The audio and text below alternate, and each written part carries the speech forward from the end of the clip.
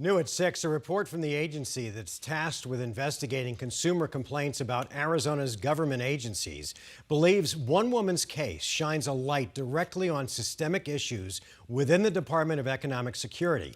The issues center around the period during the height of the pandemic. Team 12's Colleen Sikora spoke with an attorney, and she continues our coverage of DES and the issues that Arizona's have had. From spring of 2020. There were people who are seriously in need and just can't even get a hold of DES. And for months afterward.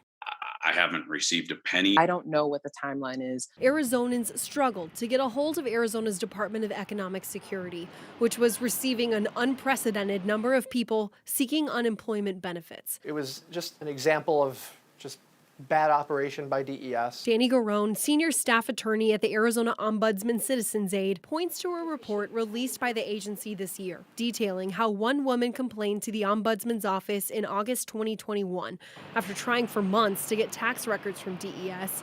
The Ombudsman's office stepping in, and a couple months later, she got her records. It just took an unreasonable amount of time. But why release a report on this woman's complaint? Garone says, in part because of what else they'd heard from other Arizonans about the agency. It was indicative of some of the trends we had seen during the pandemic, where communication had gotten worse with DES. The report goes on to recommend the legislature consider an audit of DES and its communication with Arizonans. Was it something temporary that's starting to alleviate because it was a once-in-a-lifetime crisis? Whatever. The Auditor General can help give a better picture to the legislature so they can decide what to do, if anything. In a response back to the report, Director Michael Weishart writes he disagrees with the Ombudsman's findings that the agency improperly denied the records, acknowledging, though, DES did not respond to the woman in a timely manner because of the significant increase in workload at DES during the pandemic, noting DES distributed over $16 billion in federal pandemic-era unemployment benefits to more than 2 million Arizonans from 2020 to 2022. Adding that a case tracking software was installed in February this year as part of the unemployment insurance program would help with timely resolution.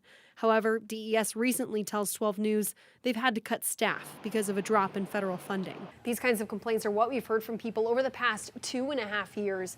And we haven't spoken to Director Weishart since July of 2020. And since then, our multiple requests to speak with him have either been ignored or denied by the department. Colleen Sikora, 12 News.